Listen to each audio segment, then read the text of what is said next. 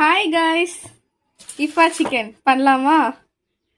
மசாலா நல்லா மேரினேட் ஆகணுமா? ஃபஸ்ட்டு ஃபோக்கில் ஃபுல்லாக குத்திக்கலாம். சிக்கனை மேரினேட் பண்ணுறதுக்கு 1 டேபிள் ஸ்பூன் இஞ்சி பூண்டு பேஸ்ட், 2 டேபிள் ஸ்பூன் தயிர்,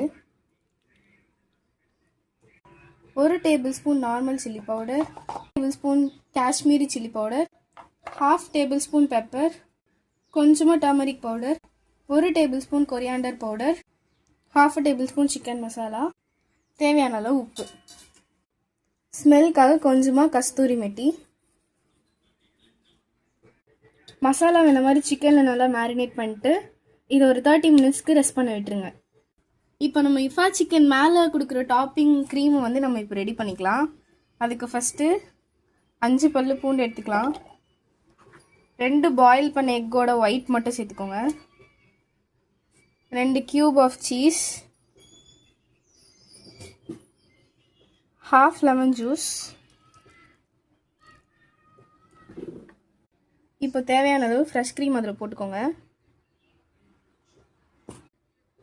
இப்போ கொஞ்சமாக ஆயில் ஊற்றிக்கோங்க. Pinch of salt and spoon of sugar. இப்போ இதை பிளெண்ட் பண்ணிக்கலாம்.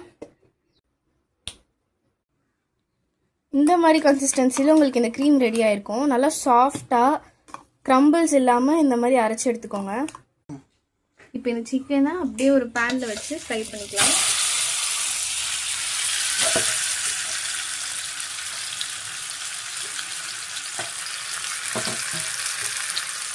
இப்போ சிக்கன் நல்லா ஃப்ரை ஆகி வெந்துச்சு. இந்த டைமில் நம்ம ரெடி பண்ணி வச்சுட்டு க்ரீமி சாஸ் இது மேலே அப்படியே ஸ்ப்ரெட் பண்ணி வச்சுக்கோங்க.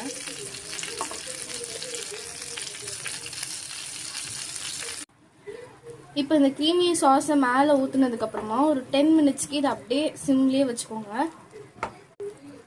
இந்த மாதிரி ஒரு லிட் வச்சு க்ளோஸ் பண்ணிக்கலாம். நம்மளோட இஃபா சிக்கன் சூப்பராக ரெடி ஆயிடுச்சு. இதே மாதிரி வீடியோஸ் வேணும்னா இந்த சேனலுக்கு லைக், சப்ஸ்கிரைப் அப்புறம் ஃபாலோ பண்ணிக்கோங்க.